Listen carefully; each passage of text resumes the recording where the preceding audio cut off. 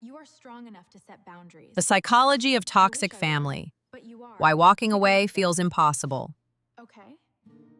One of the biggest lies many people grow up believing is that family can never become their greatest source of pain. We're taught family comes first. Blood is thicker than water. These ideas sound noble, until the very people who were supposed to protect you become the ones causing the deepest wounds. When a stranger insults Watch you, where you're it going, hurts. idiot! When a parent says the same thing, it can shape how you see yourself for years. When your own family rejects you, it can make you question your worth. Why?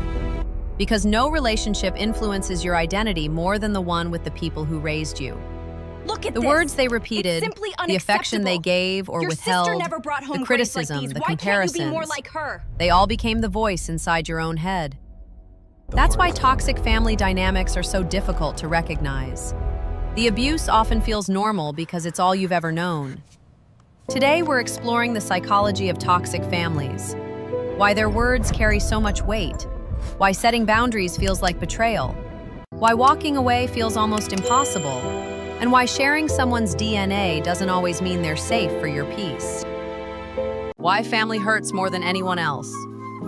Our earliest relationships become the blueprint for how we understand ourselves and others. As children, we depend on the people raising us.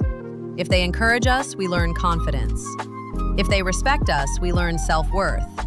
But when love is mixed with fear, criticism, or emotional neglect, our minds adapt differently. Many children don't think, "My parent is wrong." They think, "There must be something wrong with me." That belief follows them into adulthood, apologizing for things that aren't their fault, fearing disappointment, avoiding conflict at all costs. Not because that's who they truly are, but because that's who they had to become to survive. This is why family wounds often last longer than any other. They weren't created by a single argument. They were built one interaction at a time, until the child became an adult still searching for the approval they never fully received. The invisible contract.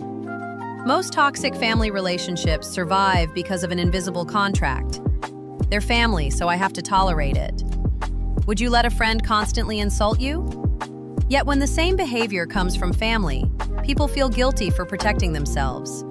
But love was never meant to require the destruction of your peace. Biology doesn't automatically create healthy relationships. DNA can create relatives.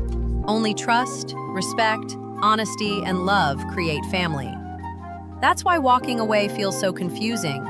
You're challenging a belief you've carried your entire life, that family should always come first. But what happens when putting them first means abandoning yourself? Why toxic families rarely change. One of the most painful truths you'll ever accept. Love does not automatically change people. Many believe that if they're patient and forgiving enough, their toxic family member will finally become who they've always hoped. But hope and reality aren't the same thing. Family systems settle into familiar patterns. One person becomes the peacemaker, another the scapegoat, one the golden child, another blamed for everything. The moment one person changes, the entire system feels threatened. That's why setting boundaries often creates more conflict instead of less. Suddenly you're called selfish, ungrateful, cold, not because your boundary is wrong, but because it interrupts a pattern that benefited someone else. People who've spent years controlling others push harder when that control disappears. Guilt you, recruit other family members to pressure you, trying to restore the old version of you that stayed quiet and apologized first. Real change requires self-awareness and accountability. Sadly, not everyone is willing to face that. The hidden cost of staying. Most people think the greatest danger of a toxic family is the arguments. It isn't. The greatest danger is who you slowly become. You begin doubting yourself before simple decisions. You constantly seek approval. You apologize for existing. You feel responsible for everyone else's happiness while neglecting your own. Eventually, the way your family treated you becomes the way you treat yourself. Their criticism becomes your inner voice. Their rejection becomes your belief that you'll never be enough. This is why so many successful people still struggle with confidence. They escaped the house, but the house never fully escaped them. A toxic family doesn't always leave bruises. Sometimes it leaves beliefs. Don't speak up. You'll never be enough. Those beliefs quietly shape careers, relationships, and entire lives. The greatest cost isn't your past. It's allowing that past to decide your future. Why walking away feels impossible. If a stranger repeatedly lied to you or made you feel worthless, walking away would seem obvious. So why is it so difficult when the person has your last name? Because you're not just leaving a person, you're leaving hope. Hope that one day they'll apologize, understand, or become the parent or sibling you've always needed. Then comes the guilt. What if I'm overreacting? What if they've changed? These questions don't necessarily mean you're wrong.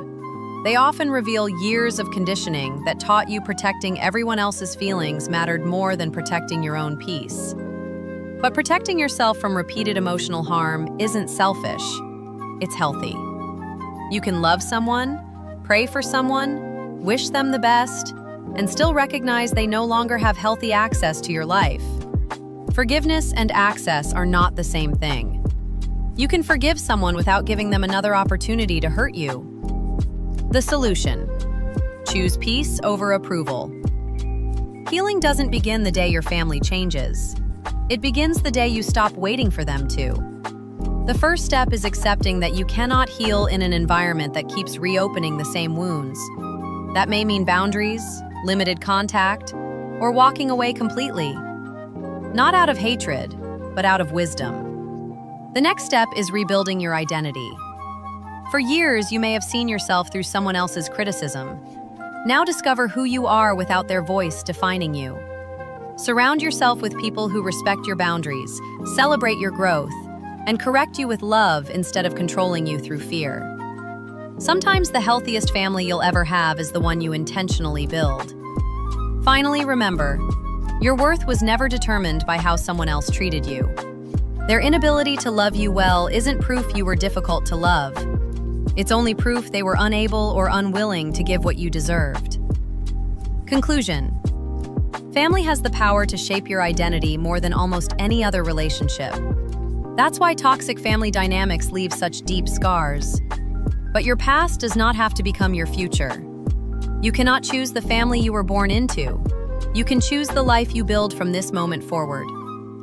Sometimes the bravest thing a person can do isn't holding a family together at any cost.